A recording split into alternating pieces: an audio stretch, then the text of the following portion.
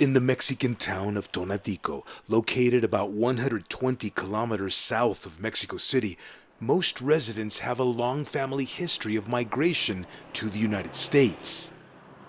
In the early 1980s, Dolores Mendez was one of hundreds of people who left this town, hoping to find a better paying job in the U.S. She sent part of the money she earned back home to Mexico. Now Mendez receives economic assistance, known as remittances, from her nephew, Margarito. He migrated to the U.S. and is now a citizen and a construction worker in California. Earlier this year, Margarito was furloughed from his job for a few weeks. The U.S. government gave him unemployment compensation, and that allowed him to continue sending money to his grateful aunt.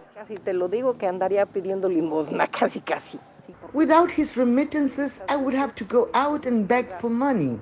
But my age and health do not allow me to work very much. Fortunately, I have a nephew who sends me funds for things like food. May God protect him so that I can continue to receive his help. The economies of most Mexican towns have been devastated by the coronavirus pandemic. But surprisingly, migrant remittances to Mexico continue to break record amounts. According to the Washington Post, in June, Mexicans received more than $3.5 billion in remittances from the United States. That surprises many leading economists, including Jonathan Heath. He's a member of the governing board of the Central Bank of Mexico. Some families were actually making more money from the unemployment benefits than they were holding their previous jobs.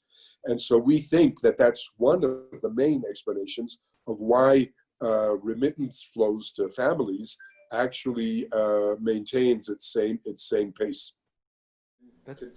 But Heath says unemployment insurance benefits, which help keep U.S. remittances flowing to Mexico, probably won't last. One of the main reasons is that you don't want to create a perverse incentive to stay unemployed. You want people to look for a job and get back to work and get off the unemployment insurance. For now, the money keeps coming, and that's good news to Dolores Mendez. Like so many others living through these economic hard times provoked by the pandemic, money sent from her family member in the United States helps pay for essentials, things like food, medicines, and housing.